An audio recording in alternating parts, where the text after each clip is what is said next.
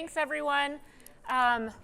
Moving right along, we are now going to start our panel on greed, norms, culture, and trust, all of which have already been raised. But so far, we've heard about a few things. One is the problem, which is the expansion of transnational finance. We have enormous wealth, much of which is hidden. We have kleptocracy from the top in many countries, opaque and illicit flows that are aided by professional enablers and therefore very difficult to track down and certainly to prosecute.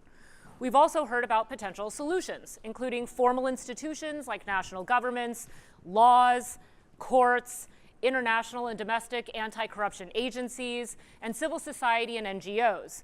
But often, these formal institutions are weak, or they might even be explicitly compromised. So this panel looks at this gap between the problem and the solution, and the many informal factors that exist in this space. First are the norms that govern behavior of people in specific roles, including prosecutors, law firm partners, leaders of corporations, and of course the broader social norms that were raised in the last panel by Luigi.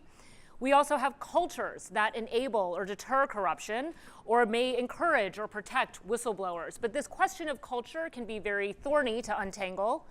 We have questions around the legitimacy of different governing institutions, levels of trust the public may or may not have in leaders, which then conditions their tolerance for corruption.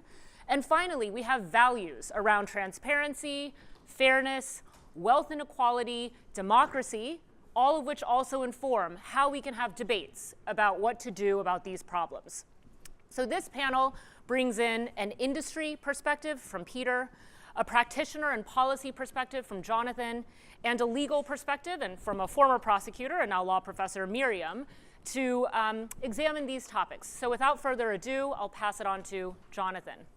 Yeah, thank you so much, and just thank you, Didi and Anab, for the opportunity to participate. I think we identified I might be the only think tanker here right now, so it's to represent the think tank community. But it's really great to be here. This is such an important panel, and I also this conference too.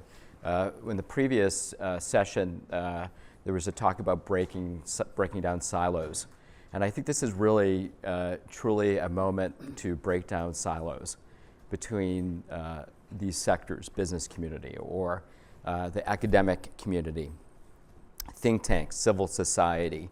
And so it really matters to have this type of conference, to have this conversation, to be able to address what I think is really the real the real elephant in the room, which is the current crisis here in the United States, which is symptomatic of what we've seen globally, of rising autocracy, declining democracy, declining trust in governance and institutions.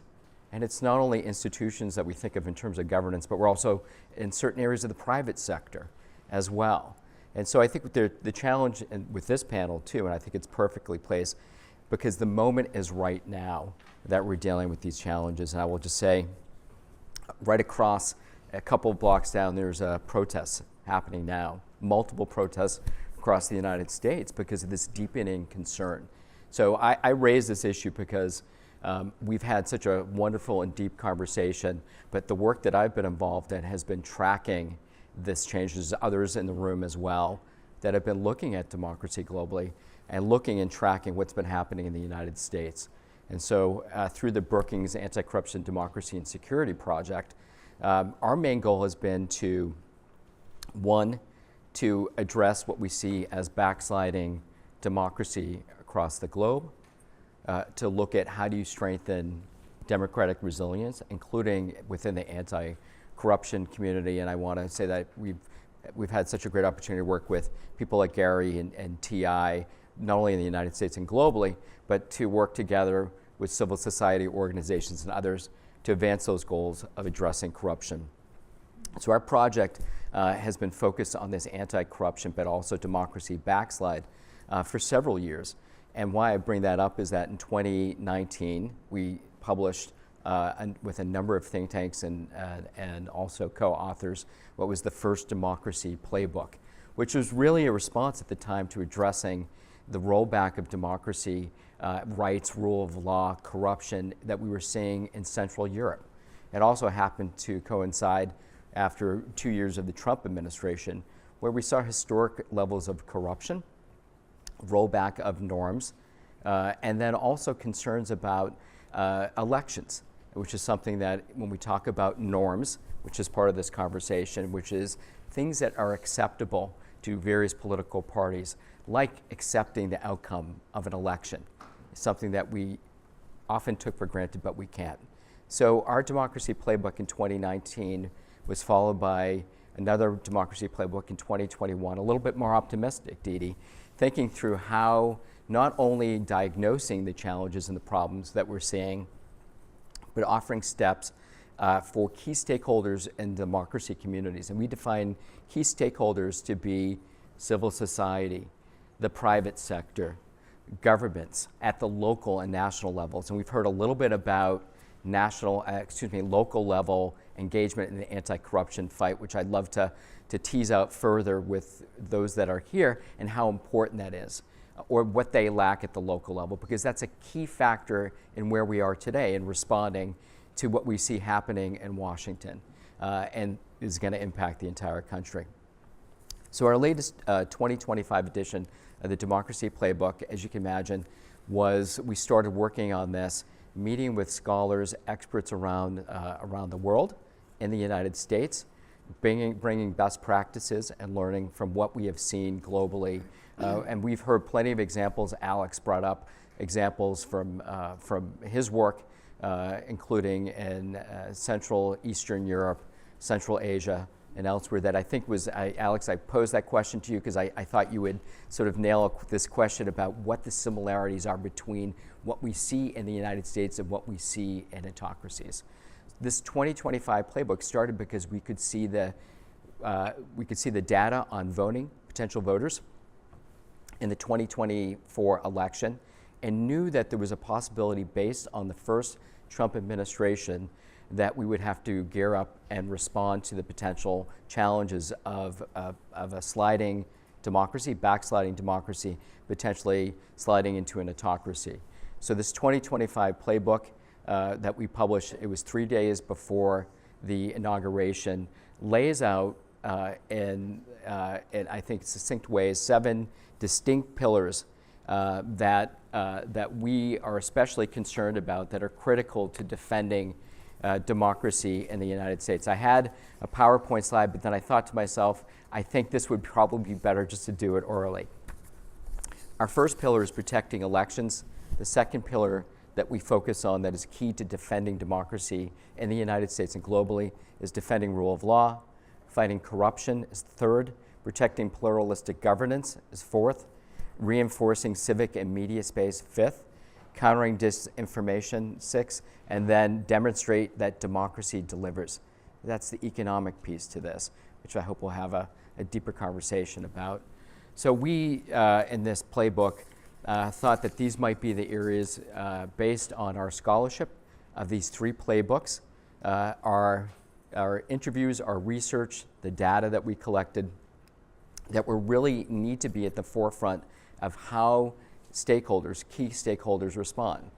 And we laid out not only the steps, the problems and the analysis of that, but how democracy actors can act and what steps they can take. And I think this is particularly important right now. Given the current situation, action is incredibly important, and sort of explaining, and I heard a lot of this from a number of speakers about what actors can do to address immediate challenges. And this is certainly a moment for collective action. So within this, we lay out what civil society can and should be doing. As a former USAID, having led and overseen our anti-corruption and democracy projects in Ukraine and elsewhere for several years, I know how important it is to have civil society, both in places like the United States and globally, to engage directly. They are both communicating, engaging with independent media. In the United States, we have a media news desert. That's an incredible challenge to messaging. We have feedback loops. I think some have discussed this as well. How are people receiving and communicating information today? We have the business community, which has been brought up in this conversation as well, and I hear this sprinkling concerns, really deep concerns about how the private sector is responding to this current moment, including in this town as well. Whether the tech community is really responding. And I think there's a lot of criticism. We wrote 2 weeks after the beginning of the administration a piece called Crack Pillars. We looked at the 3 initial pillars: rule of law, elections, and combating corruption, diagnosed, pulled out the information about what the administration had done just within 2 weeks of starting. And then we also suggested, hey, these are things that we see that democracy actors are doing already to respond. Protests, we were saying. Members of Congress starting to speak out, maybe not as many Republicans as we'd like to see speak out when you're speaking about democracy. And then our criticism was of the private sector. There is, this obeying in advance that I think is one of the most important sort of lessons in address what we see in autocracies. It's been talked a lot. Tim Snyder, others have talked about this, that I think is particularly important both in the academic community, but also in the private sector as well, which is, this is the current actions of the administration. We talk about corruption, not just FCPA or CTA, or the breakdown of certain guardrails. Their actions with respect to the private sector or the academic community are telling. It's extortion and shakedowns. And I think our lesson that we have looked at in sort of looking at the actions of the administration, including in how it negotiates, is that it consistently extorts. So if you are obeying in advance and sort of agreeing, whether we see it in Columbia or other universities, it won't end. So, our advice is thinking through how we can work together. I see my time is up. I can talk more about the democracy playbook, sort of the things that we sort of are thinking about. Corruption remains a number one, it's our 3rd pillar, but it's always up there, and we've spent the last several years working on these issues, and look forward to the Q&A. Thank you. I discovered when I got here that I'm the only representative of the business community. I feel a little bit like a lab mouse who woke up and was surrounded by white coats. But I'm going to do something maybe impolite, introduce something which is otherwise not accepted here in Palo Alto, which is the case study method. So a little bit of Harvard comes to Stanford. I'm going to talk about Siemens, which is what I usually get asked to talk about and what happened there. But I'm going to start with Stanford because I think it sort of might get people's attention. When I was a young executive, not young, middle-aged executive at General Electric, the head of radiology at the Stanford Medical Center said to me that if we would donate what's today $50 million to the Stanford Radiology Department, Stanford would buy all of its MR machines from GE. And I responded to him, that's illegal. And he said to me, knowing of course that it was illegal, and I remember this vividly, that's your problem, because if you won't, Philips will.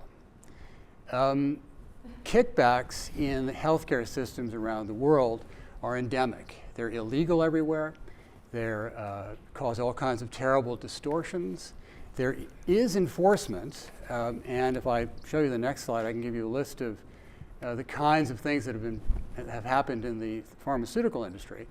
There is enforcement, but it's not enough. And one of my sort of themes today is that enforcement is not enough. We've talked a lot about it, and a lot of the problems that were raised supposedly are supposed to be fixed by government. We outnumber you. The federal government's got 3 million employees. Walmart has 1.5 million. And, well, they'll have plenty.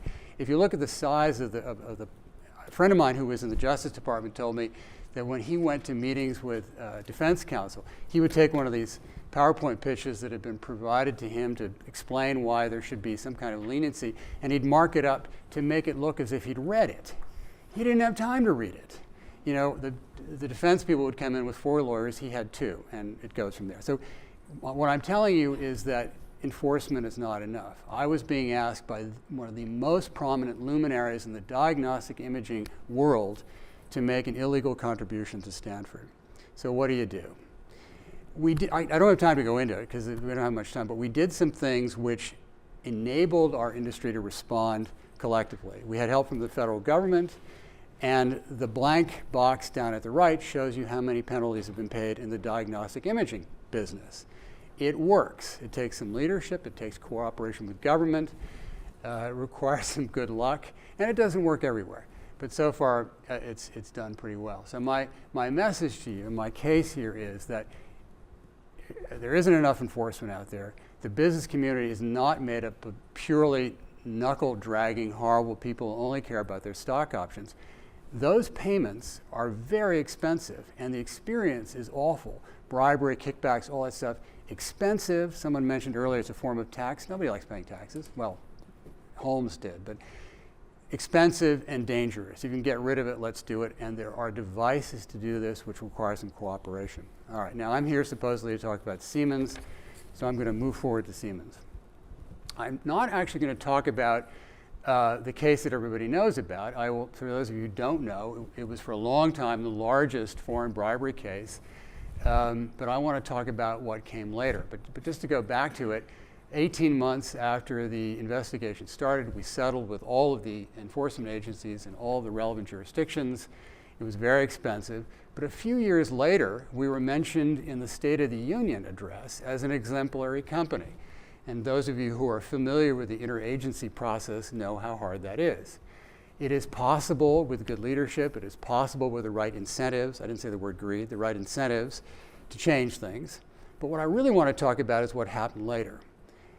The ink was barely dry on our settlement agreements with the various people who enforced things against us when we discovered a couple of sales engineers in Kuwait trying to bribe the Ministry of Energy officials to rig a bid so that we would win power transmission contracts.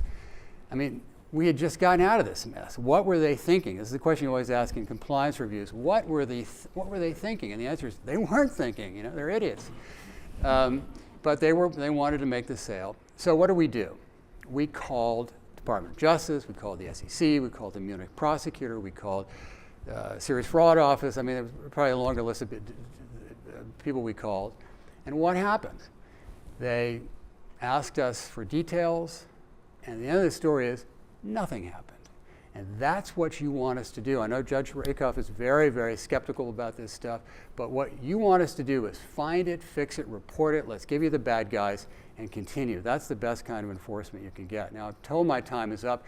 If I were to talk about culture, I'd talk about this guy. It's an interesting story. And if I were to talk about greed and culture, I'd talk about this lady, because the business leaders actually, believe it or not, want to do the right thing. The stuff that corruption creates happens in our businesses, in our jurisdictions, the countries where our people work. They care. So love, fear, and greed. I asked Brooke if I was allowed to say that. She quoted Aristotle. She gave me qualified approval. You got to focus on all three: love, fear, and greed. Thank you. Peter, you do have 4 minutes. Oh, 4 more minutes. Good. Well, let me talk about this lady.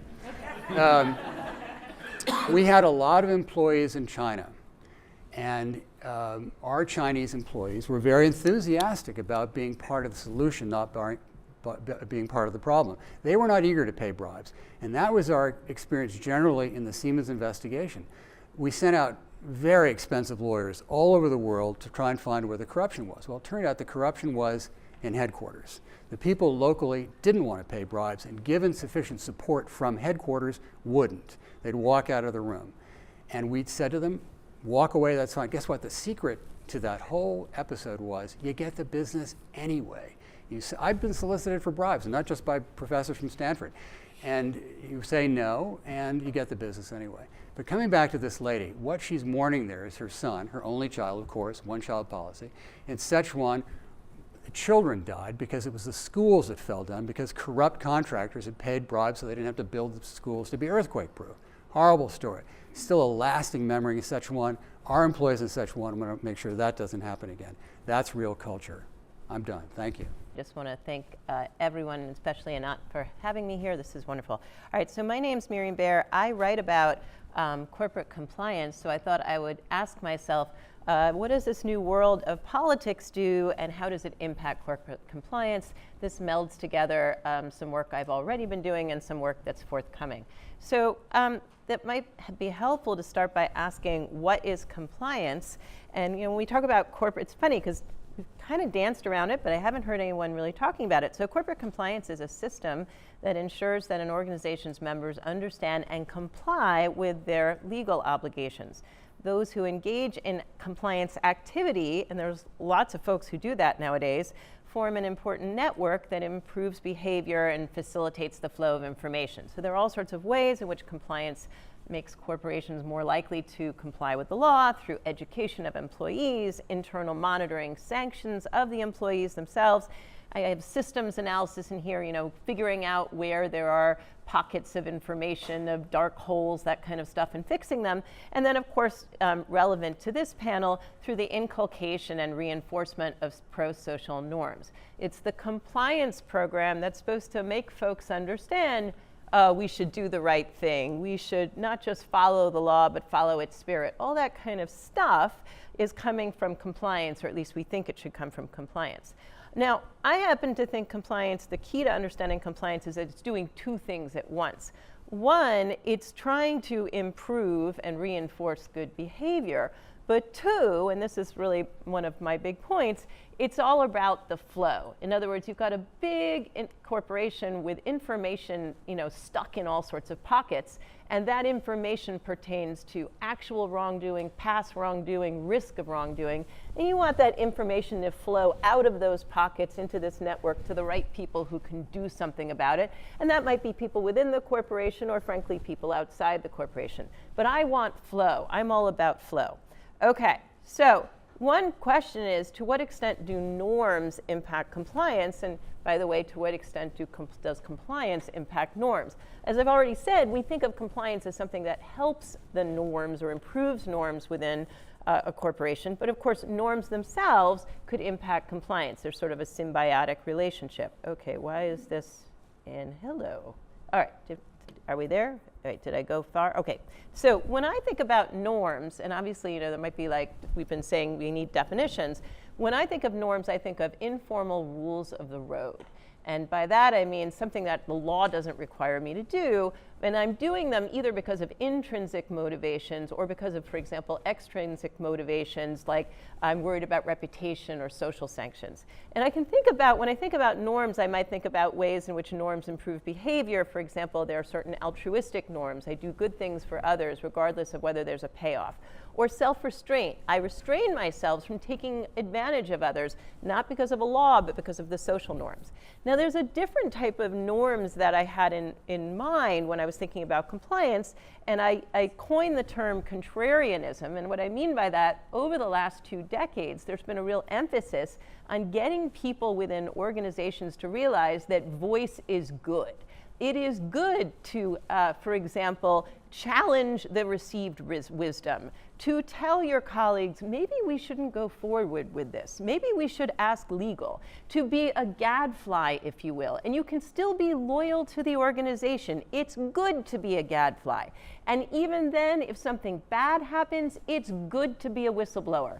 Not every whistleblower is an adversary. Many whistleblowers actually would like to stay within the organization, improve the organization. That's why they go to the compliance program in the first place. They actually don't want to go outside the firm.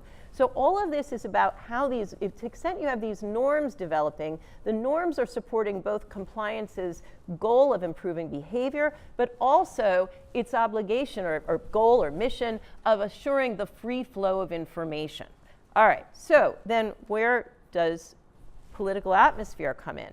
Well, I thought I would think about 3 different types of atmospheres, and this also stems from about 2 years ago, I started talking about polarization and how polarization might impact compliance. So, before I get there, let me talk about what I would call sort of a nonpartisan backdrop, which is, I think, where we were, say, if you were going to look back over the last 2 decades, right? Imagine a world where political leaders, most likely enforcement agencies, are more similar than different in their general orientations towards compliance as an activity.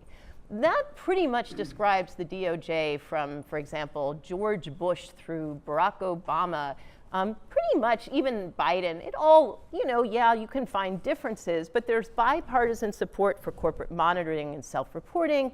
You see a growth of a huge compliance industry and supporting actors, including big law firms now that have big white-collar practices. And you do see the development of pro-compliance norms. Now, I know my friends will come back to me and say, you're making it sound like it's this nostalgia wonderland. I don't mean to suggest it's perfect. I just mean to suggest that this is, if you want to get an idea of why did compliance grow and grow so well over a 2-decade period, I think you have to look at the political backdrop. And there was nonpartisan support for this idea of, hey, you guys got to self-monitor and actually improve norms and then report stuff when things are going bad. And that whole general idea supports the growth of an industry. Now, let's take the next kind of backdrop, and that would be, what about a polarized backdrop? And so there's been, of course, so much work now on polarization, and there's no question that we have become more polarized as a society. And now polarization has multiple definitions.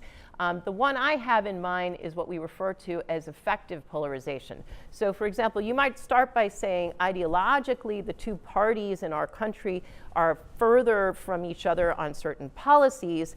That also then leads to, we've had more partisan sorting and sorting of identities. So for example, you have these mega identities. I live on the coast, I'm a Democrat, I'm a woman, I have a certain amount of education, and all of that becomes part of one big sticky identity. And then what we see is all of these identities, when you bring this together, you start to have, if they're very sticky and they're very polarized, partisan and sorted, you begin to have what's known as effective polarization, where there's a lot of hostility for the out group and warmth for the in group. My question is, what does that do for compliance? I'll tell you in 3 minutes or less. And I would think that you're going to start to see, and in fact you start to see, there's evidence of this, greater turnover because there's greater pushback between people. In other words, people from different identities have a harder time getting along. They also have a harder time dealing with ambiguous facts because it's been shown once you are effectively polarized, there's a lot of motivated reasoning. In other words, you see what your own side is doing different from folks in the other side. And that matters for what goes on in a firm, particularly when the facts aren't as ridiculous as what Peter was telling me. When they're ambiguous, polarization, I think, will matter a lot more. The other concern I would have when you're in a very polarized world is reduced support for contrarianism. In other words, people won't want to speak up because they're not sure they will be heard or even how they will be heard. And so my prediction is that the impact on norms would be, as you have reduced reporting and therefore reduced enforcement and more cognitive errors because there's so much motivated reasoning, I would expect to see less altruism, less self-restraint, and less support for contrarianism. What that means is you're going to get a double whammy of probably more wrongdoing and perhaps more intense wrongdoing and less reporting. That's bad. Now, let me take you to the final of these, sort of backdrops, which would be an authoritarian backdrop, where you have some sort of central authority that is simply dictating preferences along the lines of what Naomi was saying, where it's very much identity-based. The interesting thing here for compliance is that laws remain on the books, and they may therefore be enforced in a very unpredictable manner. And so the previous benefits, remember, when compliance grew up, it grew up in this world where early detection, self-monitoring, all that stuff was really valuable. That may be less valuable in this world where it's all about the central authority's preferences. Reporting things early might not be helpful at all. I would expect in this world as well that you would see an erosion of expertise and what I call pricing out. So first of all, you would expect law firms and consultants in the old world of compliance hired less for their expertise and more for their connections and signaling to the central authority. In other words, and you can see that already, you're hiring the law firm not because they're all former prosecutors, but because they have certain connections. Even more concerning would be that disfavored companies are eventually priced out of compliance services. I call it an animus premium. The more that the central authority has animus towards you, the more you're going to have to pay for compliance services because no one's going to want to support you because of the taint. That in itself seems deeply problematic. Now, if you're a transnational business, the interesting thing here is you might actually be dealing with some variation of all three backdrops. So that itself is difficult. So what does this mean from compliance?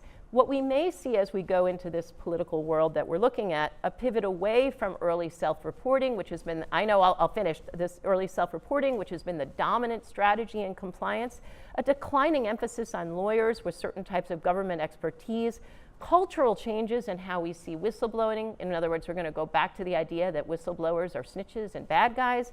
And finally, I wouldn't be surprised if more and more compliance sort of runs for shelter towards like technology and AI, which in some ways is the worst. In other words, compliance becomes less about personal relationships and more all about, look at how much money we spent on this AI software to, like, you know, protect our business. That seems to me the wrong way to go, because if it's human beings that got us into this mess, it seems to me that only human beings can get us out of this mess. So I would hope that we would somehow get back to the world of relationships and human beings. Thank you. Thanks to the three of you for interesting presentation. I'm going to try to weave together some of these ideas and maybe offer, you know, a framework. All three presentations converge on a central theme, which is basically the critical importance of relationship and network building. So Miriam described compliance as an intricate network of actors spanning from corporate employees, third-party intermediary, government officials. And of course, this network, she says, thrives when information flows freely through trusting relationship. I'm going to talk about information a bit later. And Jonathan, you know, in their work on democratic backsliding, emphasizes a lot the need of a big tent coalition of stakeholders that together preserves the democratic norm. So the concept of network. Peter's account of Siemens transformation is basically a story of rebuilding trust, both internally and externally with stakeholders. You know, with the difference maybe of Peter that gave us a bit of an optimism in this, what is striking in this presentation is the vulnerability of the network to the erosion. You know, Miriam talked a lot about the polarization. I'll go back to that, and Jonathan shows that the democratic norms have deteriorated as polarization is increased. So there is a common element. In some way, Peter's point reveals that ethical shortcuts can become completely normalized within an organization until there are some forces. And so there is a fundamental question here, which is how do we maintain, which I think it should be the theme of the discussion later on, the network of trust when the social foundation of that trust are themselves under strain. Now, one important thing that you learn by focusing on these is that while, you know, and I'm talking now as an economist, the traditional models of compliance and accountability often assume that rational actors are making a cost-benefit calculation. In other words, if the expected punishment for wrongdoing outweighs the expected benefit, the theory goes, people will comply with the rules. Pretty much the three presentations have suggested that this model is inadequate. And here is where I think the concept of what is happening in society becomes very, very important. So the concept that Miriam described in terms of polarization, to me is very, very enlightening, because basically transform compliance from a rational process into a process that is mediated by social identity and in-group loyalty. So when I view those enforcing the rules as member of an opposing tribe, compliance becomes less about avoiding the penalties, so less about this rational cost-benefit analysis, and gives a way to, you know, what she calls actually the noble obstruction, basically a resistance which is justified as self-defense against a partisan opponent.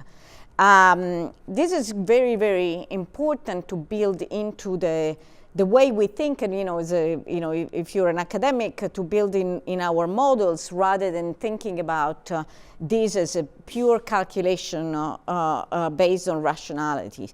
and this connects very well with Jonathan's analysis of democratic backsliding, where basically, if I understand correctly, mutual toleration, so basically viewing political opponents as a legitimate rival rather than an existential threat, has broken down. The moment this happened, we see basically political opponents as enemies rather than legitimate rivals.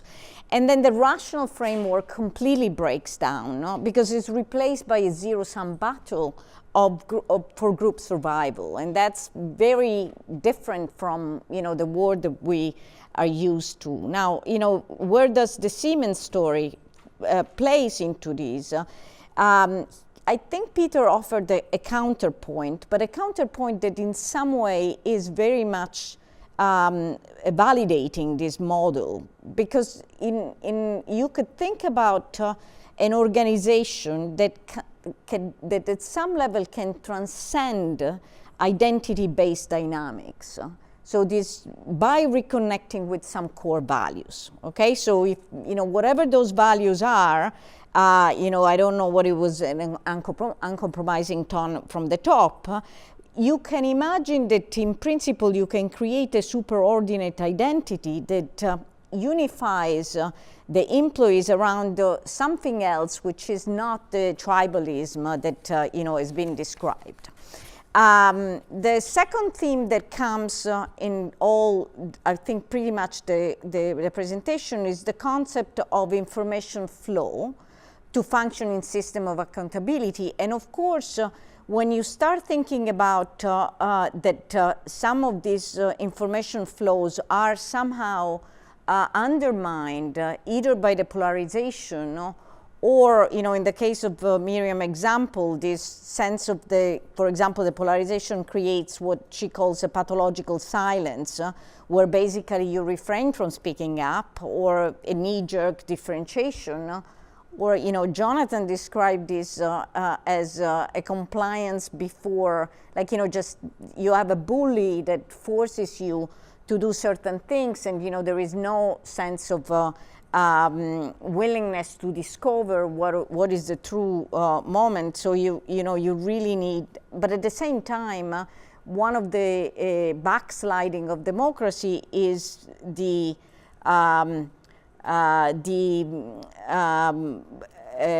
drop in information, or if you want, disinformation that becomes more and more important. And so, I think the Siemens example offers one example, because the company did an amnesty program, probably did it right, because I think you could do this really in a wrong way. And this idea was, I think they sort of encouraged employees to disclose bribery schemes, but by reopening a channel of communication that probably otherwise could be, blocked by fear and secrecy. So maybe later we can talk about this, how this was done effectively. And so, I'm gonna, what I want to mention as well is that in all these, you have norms as both, in some way, the problems and the solution. This was discussed also in the previous panel. The question on, at some level, what we've learned by eliminating the standard Homo economicus model in which you just do a pure calculation of cost-benefit analysis.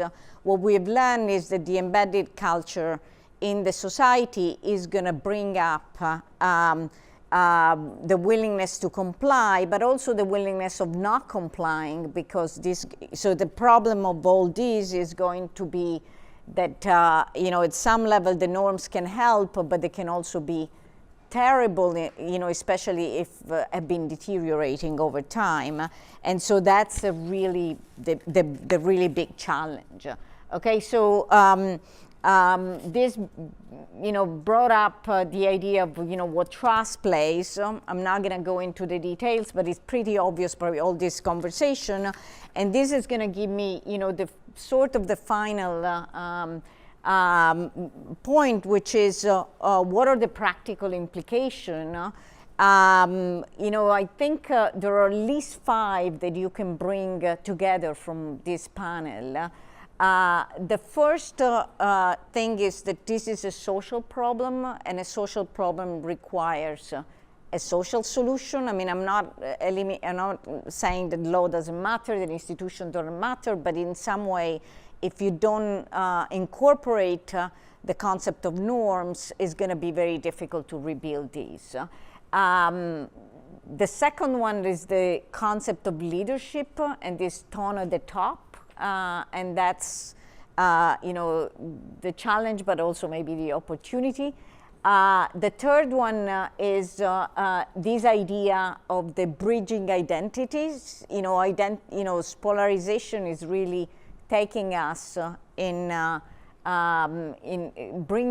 creating a social identity that really go against the idea of working together to solve a problem.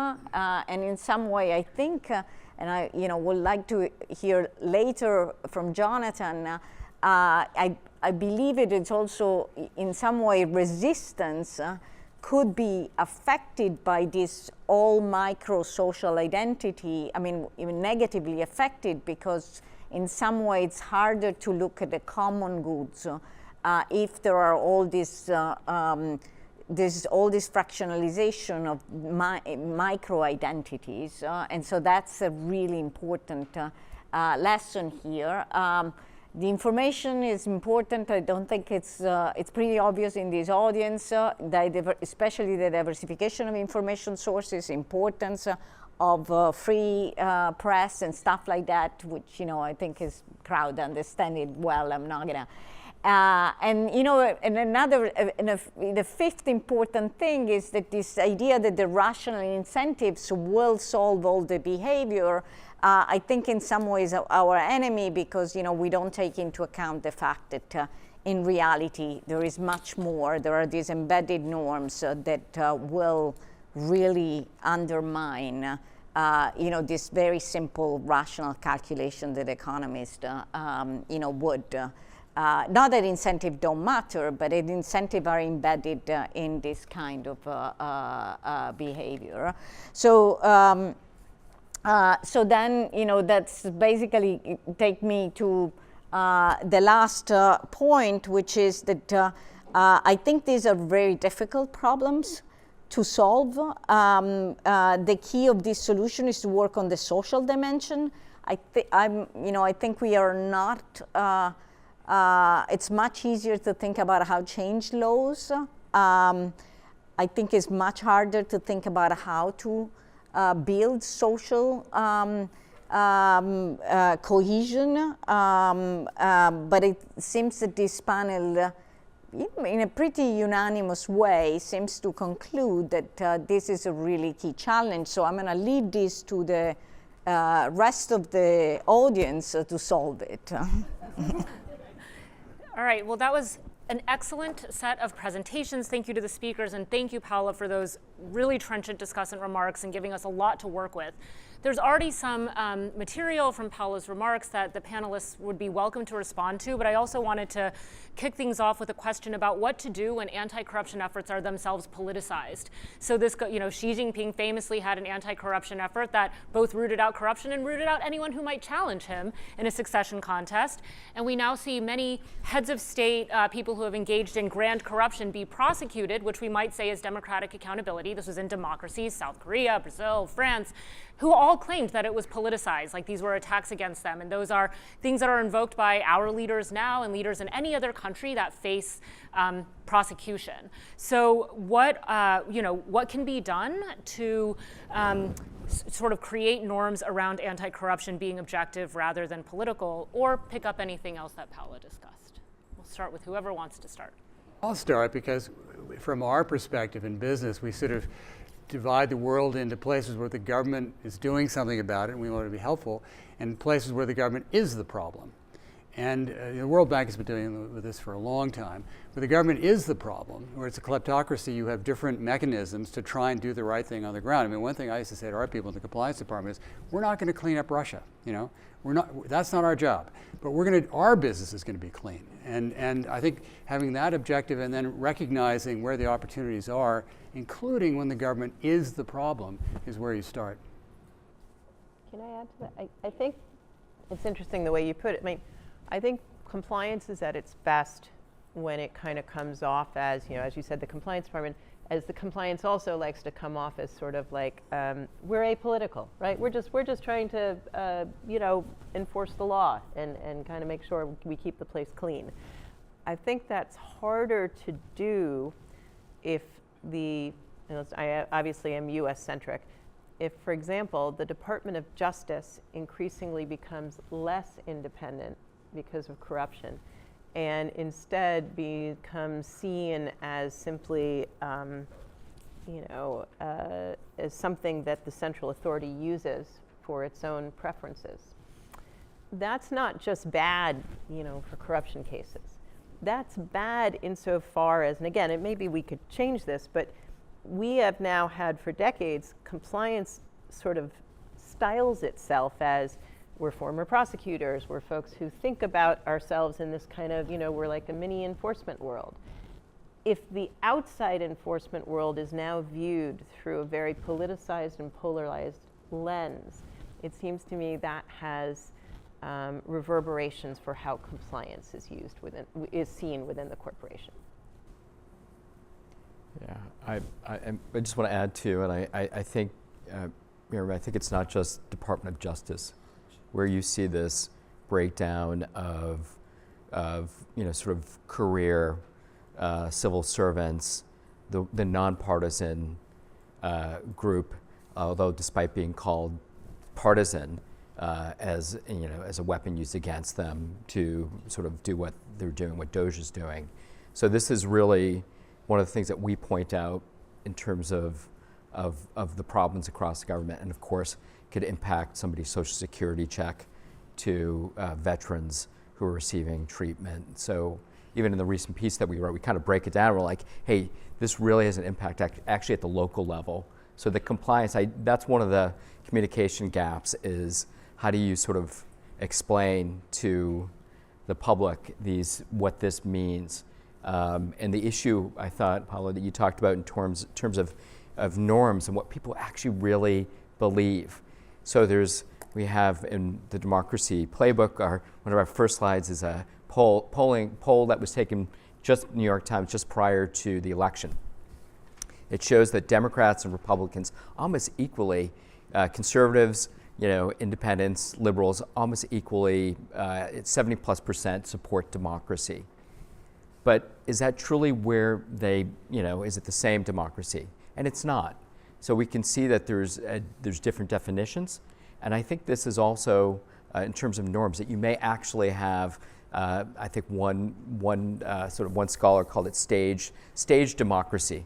They actually don't believe, they explain because they don't want to be perceived as being somebody who is doing something that is supporting anti-democratic behavior, but in fact is actually quite okay with the actions being taken. This is a sort of a real challenge. Polling data showing that perhaps that the public, or a large percentage of the public in the United States, is okay with the type of governance that's taking place. Perhaps doesn't know. So the job of scholars, think tanks, and others, media, is to break it down, to explain. And that's particularly important right now. May I respond to Paola? Paola, you called me optimistic, and I resent that. But I wanted to say something about culture. What you'll hear a lot is you have to change the culture. You've got to get a compliance culture or an ethical culture. Usually it's not a culture problem. Usually if you've got a big company or a successful company, they had a good culture. They just went away from it. What we did at Siemens, we went back to the guy with the beard and said, let's just do what that guy did in the 1860s. And I'm hopeful, actually, that we will return to better behavior. It won't be without pain, but I remain an optimist. So this question might be overly academic, but there are theories of change that are endogenous, meaning you would need something within a relationship to change itself, or exogenous factors can force a change. Some of what we're hearing is that norms, compliance, values need to change from within, and that is very difficult without some kind of mechanism from the outside forcing that to happen. So my question to you, and this connects to things like Gary and Brooke said yesterday, are how do you identify harm in order to mobilize collective action? Who is hurt by some of these types of corruption? Sure, it's the public, but that's very diffuse. The public is difficult to mobilize. So is it stakeholders when it comes to business? Is it certain employees, people who are beneficiaries of certain kinds of government services? And do you have examples of times when mobilization from victims was able to create changes in some kind of corrupt relationship, or a relationship that was, benefiting some and hurting others? Well, from the business standpoint, it's exogenous. If you compare General Electric and Siemens, GE got religion early because there was a big prosecution in the aircraft engines business, and all of a sudden it was Jack's favorite topic. There wasn't a meeting which didn't begin and end with integrity because he never wanted to do that again. It took Siemens a while to catch up. Huge corruption scandal. Now, I guess it's now Bush, Roland doesn't get up at a meeting without saying we're never doing that again. So I'd say the only effective thing, most effective thing, shouldn't say the only, but the most effective thing I identify as exogenous. You need enforcement. Although, okay, so I'm not sure. So back in many moons ago, I spent a year and change at Verizon as a compliance lawyer. And one of the things I got to do was work on our code of conduct and revising it. And I remember there was really, and part of it is to make the language, we wanted to make it sort of easy and accessible and the kind of thing that employees understood. So we didn't want it to read like a complicated statute. And one of the things I remember we said was, our products are going to do well because they really are good, right? We want people to buy our products because they're good products. We don't want people to buy products because we cheated, because we bribed someone.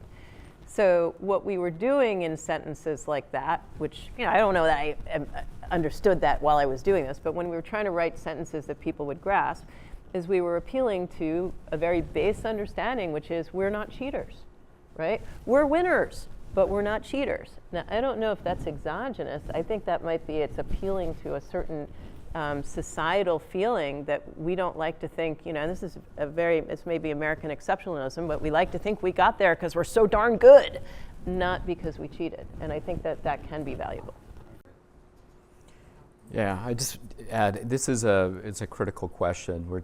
When we think about sort of the current moment, and we're talking to a number of people about sort of how we monitor how the new laws or actions being taking place impact specific communities, like the veterans community.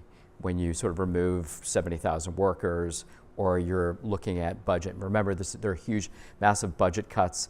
At the same time, there are massive layoffs as well. So services are going to be impacted. So it's really important to have sort of real data, real engagement at the local level as well. And the United States is a big country. To communicate sort of what's happening is difficult, but it's important to do and important to break it down. And you're starting to see this in a number of different spaces where people are actually documenting and sort of working and engaging directly with communities to explain to them what this means. Part of the challenge has been the current administration has moved so quickly in so many different directions, sort of flooding the zone of action. And this is really required that this is why the collective action, whole of community involvement is particularly important. And I would just say that if you recall, sometimes the democracy message just doesn't work. And this was certainly the case in the 2024 election too, where people were sort of screaming at the top of their lungs about what could happen. But that wasn't the issue. That wasn't the most salient issue for Americans. It might have been the price of eggs, which we hear a lot about. So much better too. And so this week is really particularly important because you're going to see a likely rise in inflation and impact on the economy, which then offers an opportunity to start talking about how did you get here? What are the deep concerns of what's taking place in this moment? The communication piece is really important in a fragmented media environment, really difficult to do, but it would take the collective action of many to address this challenge in this environment. Okay, thank you. We'll open it up now. I see Frank, we'll start over there, and then Alex and Anat. Okay, so I have a question for the panel. Obviously, in a corruption conference, you're going to, the bias is going to be, well, we have to get people to comply with rules. But I wonder whether there's a separate sort of problem which has to do with over-compliance. Many organizations try to control the behavior of their members through formal ex-ante rules. And sometimes those rules become so complex and oftentimes even mutually contradictory that you actually can't accomplish the purpose of the organization unless you start breaking the rules. Just to give you one concrete example, when there's that big accident on I-95 in Pennsylvania, Josh Shapiro was told, actually, if you follow all of the rules, it's going to take you 6 months to repair this thing. So he repairs it in 2 weeks, and he literally had to break several laws in order to do that. There's a certain kind of asphalt that was declared you have to use, and he just, he basically got past that. And I'm wondering whether there's not another kind of informal norm that you need, which is to actually be willing to break formal rules and be non-compliant in the interest of actually accomplishing the end that the organization is trying to achieve. And I actually think that this is kind of where Muskism comes from, is that there's so many formal rules that impede the actual, getting to results, that you get this kind of reaction that, okay, we're going to break all rules, right? That's the way Musk operates, that just do it, get the results, and then say you're sorry later. And I'm wondering whether there isn't a kind of alternative way of dealing with this problem, which is actually to reduce the number of rules in the first place so you don't have to break so many of them in order to get to your results, and that would actually lead ultimately to better compliance. Well, you're deep in the world of jurisprudence, and lots of books have been written about this, and it's a hard problem. But the one thing we did at Siemens was to say nobody's going to get into trouble for trying to do the right thing. We're going after people who are intentionally doing bad stuff. I got this all the time. On the one hand, one side of the room wanted as much, how much can I spend on dinner with a customer? How much wine is, what's the most expensive bottle of wine? Great specificity so they feel safe. On the other hand, you've got too many rules. I'd say, one side's got to talk to the other here, because we've got to be somewhere in the middle. But the one solution we had practically was to say, if you thought you were doing the right thing, if you're trying to fix the highway, no harm, no foul. I mean, you had to be careful how you said that and where you said it. There's some things, where human safety is involved. I mean, a guy wants to sell medical equipment, you got to make sure they've done everything right. But you raise a sort of intractable problem that lots of smart people have written long books about, and the answer is you do the best you can, I think, at least from my perspective. That works more. I mean, I think this is, the DOJ used to also say this, we use enforcement discretion. I remember they put out the big reports on the FCPA. No, we're not going to actually go after a company where, you took one guy out to coffee. We're not saying we're going to do that. And all of that is another way of saying, trust us, we will enforce intelligently. That seems to work better in a space that I would say is nonpartisan. I would think as you become much more polarized and authoritarian, I would think in some ways that list of rules becomes even more dangerous, because someday out of nowhere you could be punished for using the wrong asphalt even though nobody was punished for using the wrong asphalt, and that would be more driven by who you are. But I don't think that's a compliance problem. I think that's this overhanging political problem. Yeah, I would sort of echo that point on including sort of selective enforcement. Think about the FARA laws, about how we're not going to enforce it, but we might enforce it when we want to, or sort of a number of selective enforcement issues. I know you write a lot about these issues too, and this is clearly it's not a scalpel moment. Anybody who's worked in U.S. government has dealt with any new administration coming in, seeks to reshape government, is looking at every department and agency and what they're doing. They should be, if that that's important, and sort of should be thinking about these types of reforms. And having talked to, working in Congress as well, and with a number of private sector groups too, always coming in and saying, hey, these rules, regulations are restrictive, and sort of thinking through this. So these are things I know that know about. We're obviously worried about slippery slope with this administration based on its approach, and that right now in many cases it's the judiciary that's holding the line on sort of when you have branches of government, including Congress, that doesn't seem to be responding in an oversight role that it needs to play. Alex?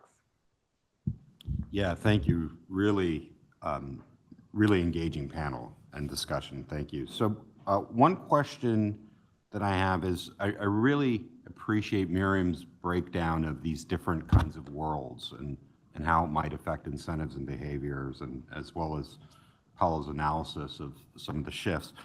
Wonder if you could comment on implications of corporate governance and board behavior and strategy, right? If you move from these different worlds, maybe even in terms of strategy of, I don't know, boards of non-for-profits, even universities maybe, right? That's sort of one question I have. And then just, Jonathan, I think you're onto something. You're saying, the democratic rollback message just isn't landing. It's landing amongst in-group members, but it's not landing sort of more generally. And so then the question becomes like, what kinds of alternative or additional kinds of normative kind of pressures or tools can you invoke? And in the case of universities, rather than just saying, well, this is, you're just capitulating, which is true, right? That's something that's already baked in, right? I don't have it in the Central and Columbia, but I suspect that the strategy right now is just get the target off our back, right? That is the number one thing. Get the target off our back, move on up the I-95 corridor, right? But what if you create some sort of mechanism of just constant monitoring that appeals to another norm that is important, right?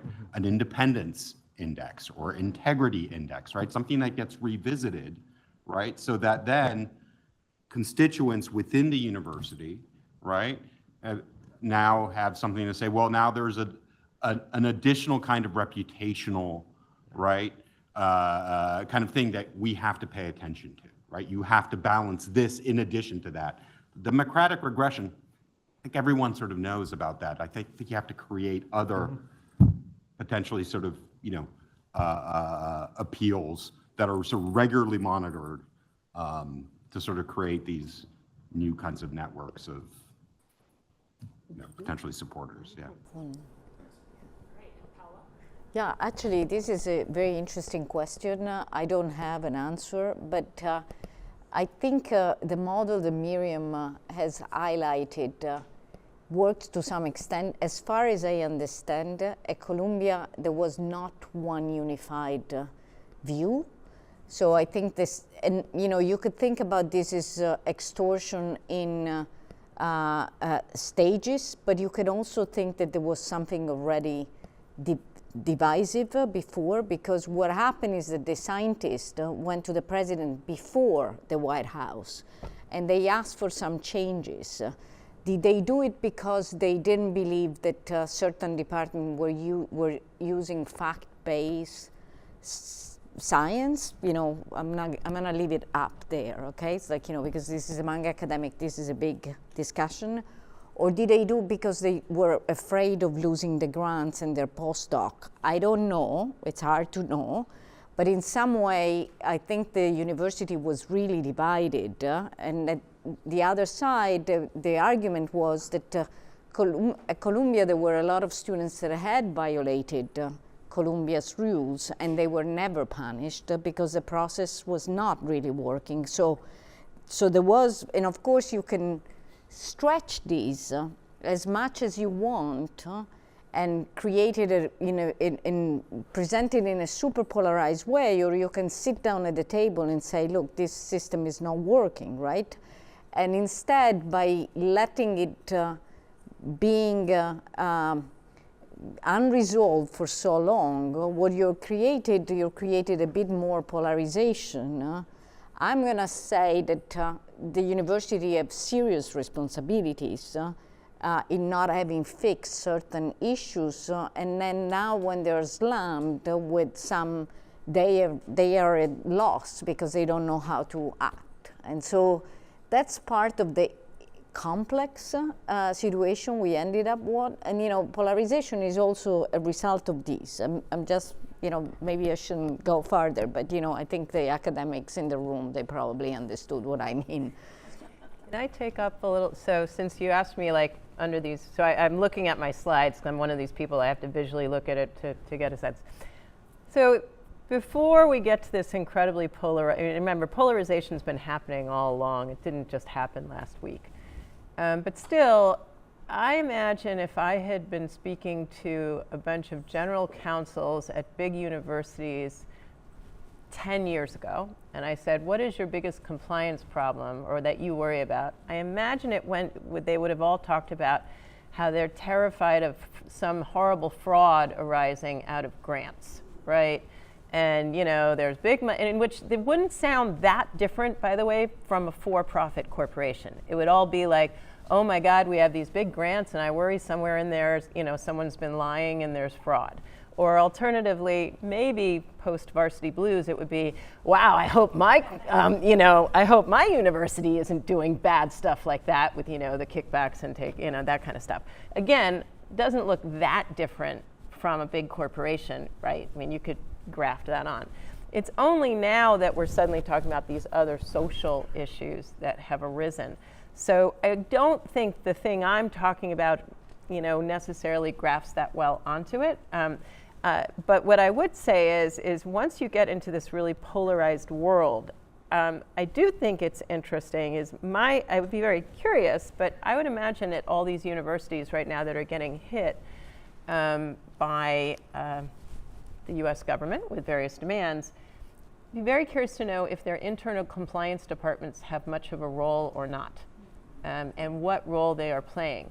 Because if it were a fraud thing, I bet there would be a lot of meetings with the compliance department, like, what happened? Why did we have this fraud? What caused the fraud? How do we fix the fraud? And then it would be all the kind of story that we're used to seeing. My guess is right now that compliance does not have a big role in these institutions, though I would love to be proven wrong.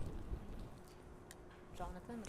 Yeah, Alex, I think sort of independent, sort of that consistent analysis of higher education writ large. Let's just not put this on the backs or target or focus on what some consider to be elite universities. This is wider than that. But the weaponization piece of it is different. That is shattering a norm, having sort of a president of the United States issuing executive orders, going after law firms, after universities. So we're not in Kansas anymore, and that means that the question about sort of like, I think that should be part of it, but the other piece is that this stepped, the political issue was framed, connected to protest previous to the election, the bringing before Congress of university presidents, I think in an unprecedented way, firing of them. It was used as a political wedge, deftly, right down to the issue of Israeli-Palestinian issues. So I think, in some ways, has shaken the system. I think one of you had said too, what's going on in the sort of the background, but it's something that needs more collective action of universities together, not to be separate. And I'm not the expert in these relationships, but I do see, and could be for any industry, getting picked off one by one via executive orders is problematic, and that those communities need to come together.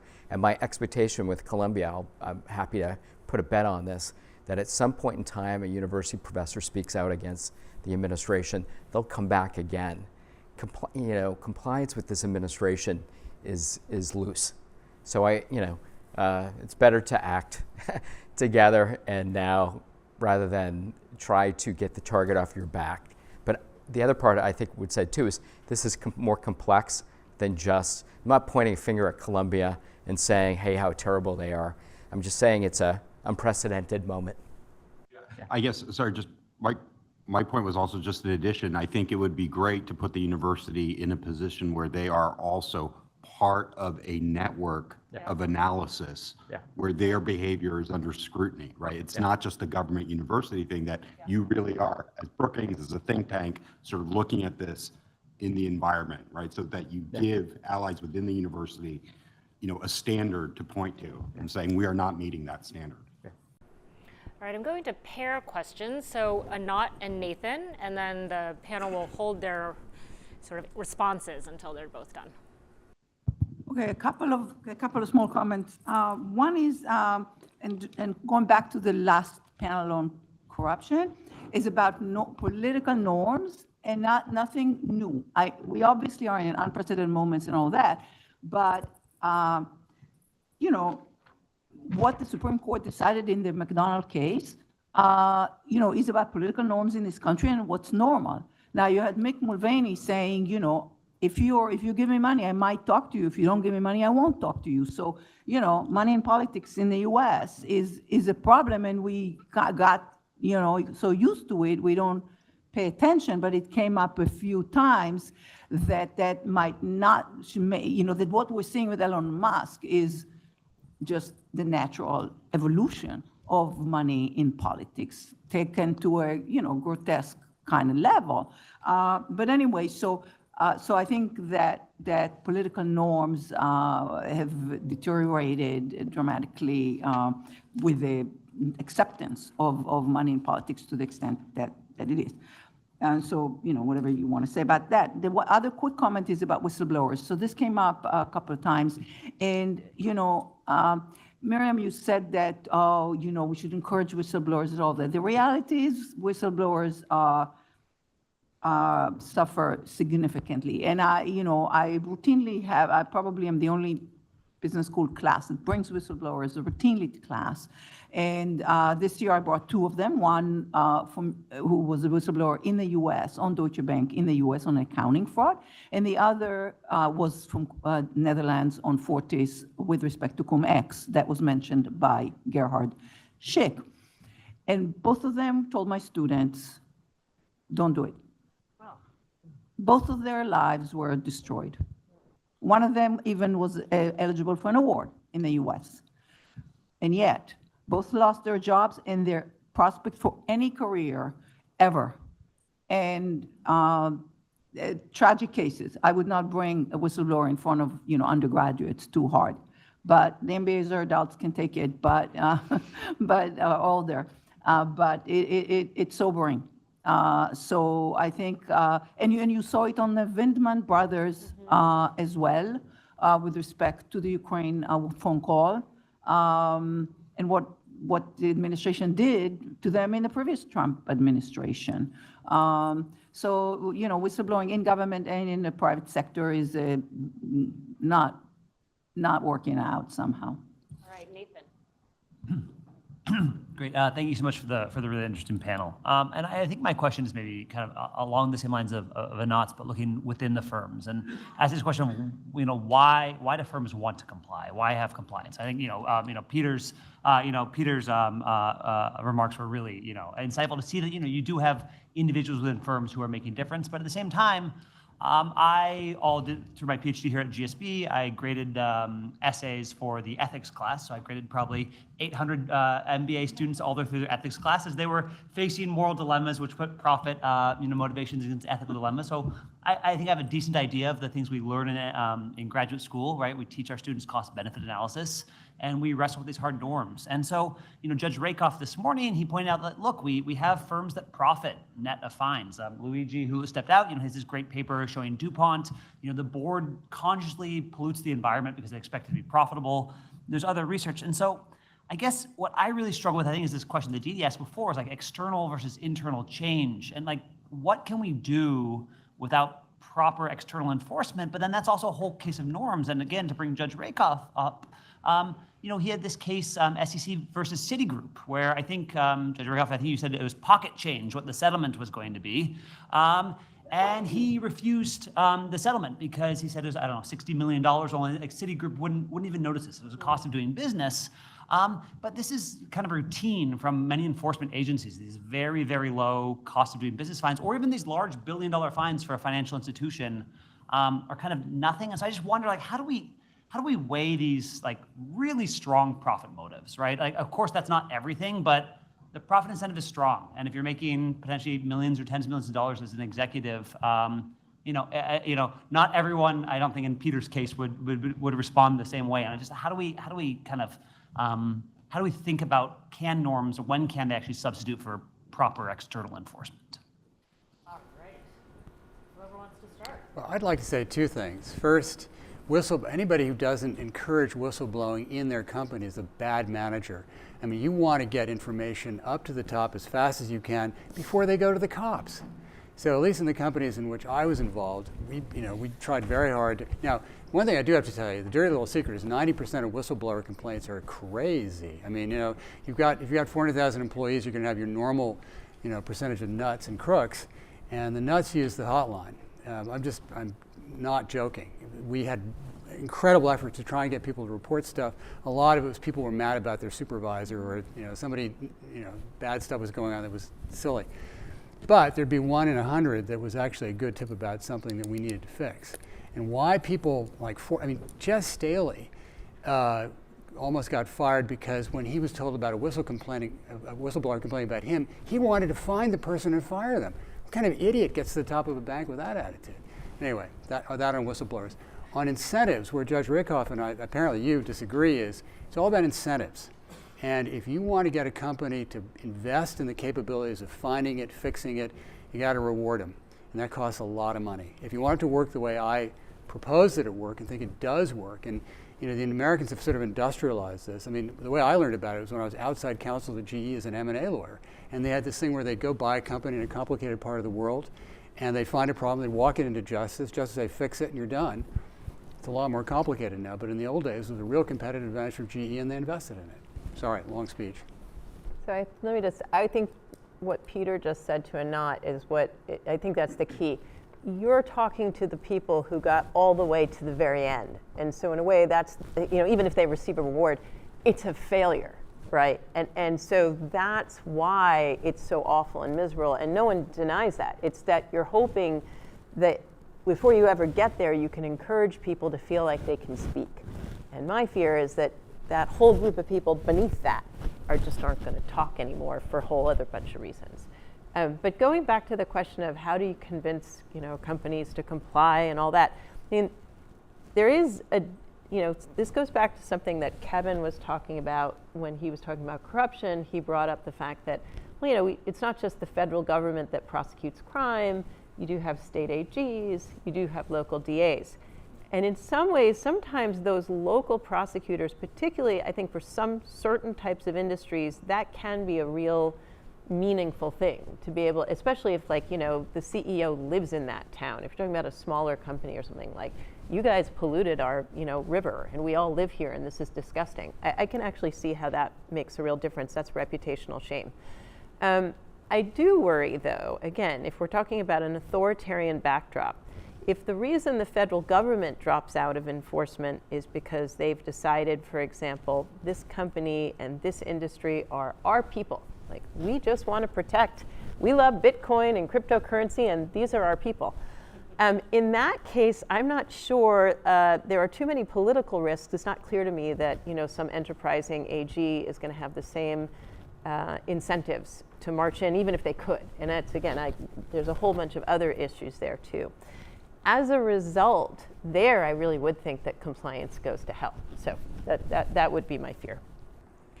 And I just, not just responding on political corruption.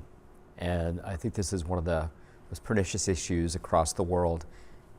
The Musk situation, obviously, which some might view as a pay for play, and is problematic. It's problematic to have a Tesla parked on the White House lawn and the president as the chief sales person. But there are laws in place. When I was on the Hill, I was there it was the McCain-Feingold era. It was I think at the time when the House was Shays me in. And so laws were in place. and we have challenges with the courts, sort of overturning that. In many ways, this moment, depending on how what happens, may be the moment where there's an opportunity in a number of areas. We didn't talk about reforms or things that might come out of this moment, but to really address this challenge. But it is also not just, when it comes to elections, it's not just the money, it's the executive order this week that focuses on elections across the country with the executive branch overreaching its powers. It's reducing funding or removing CISA and sort of key bodies that are sort of looking at information coming into the country, disinformation from foreign powers, or the different mechanisms within DOJ and others that are tracking, and FBI that are tracking bad money. In terms of whistleblowers, of course, it's not only what happened in that call with Solmssen and those that were there. You can see this in DOJ or FBI elsewhere across the government. Anybody who may have had some involvement with January 6 investigations or Russia investigations, sort of facing the same purge. I would just say there's good examples at least in U.S. government ethics. And my colleague Norm Eisen was the ethics czar at the White House during the Obama administration, setting strict ethics rules that really succeeded in preventing corruption. He likes to say, if he was here, we were corrupt-free during that period. And it's just something to point towards when there is leadership at the top, willing to take this on, and then, at least within government, I think that is an excellent example. And I think the Biden administration has a similar scorecard, but this is something that you have not seen taken up in the same way that you did in these past two previous administrations in this administration in terms of ethics. Okay, so the final two questions from Naomi and Fabio. Oh, so Naomi, and then we'll turn it over to you, and then panelists respond after. It's okay? Yeah. So I've recently read the Robert Carroll's long series of books on Lyndon Johnson, and also a recent very good book on Watergate. And certainly Johnson, and especially Nixon, were using the powers of the presidency to extract from businesses. So, and the Nixon people came in with very conscious agenda to do that. And there's stories in these books about, holding up, like, I think it's American Airlines, a merger would be, if that merger were to go through, they would have to contribute a certain amount to the re-election campaign, and all this stuff is being collected in cash. But what was so there's this long history, but what was so interesting about that period compared to now is it was all in secret, right? That is, there was a sense that you didn't want anyone to know about any of this. And what is scaring me right now is that it is all in the open. So Meta is, well, you settle this suit with us, and then maybe you'll look at these antitrust issues, or, and all these people lining up to give huge amounts of money for the inauguration. And then we have the picking off of the law firm that sues the government. And this is all like in the open. And that, to me, that there isn't like an instant outcry, that this is to me the symbol that something has changed that is really very scary. And it seems like, I think Jonathan is all about this, that there has to be an outcry, right? There has to be a big outcry, because otherwise then these become normal norms, that it's just okay to pick off a law firm that fights the government, or it's okay to pick off individual universities. But there isn't that outcry, and it's just, to me, this is the nightmare situation.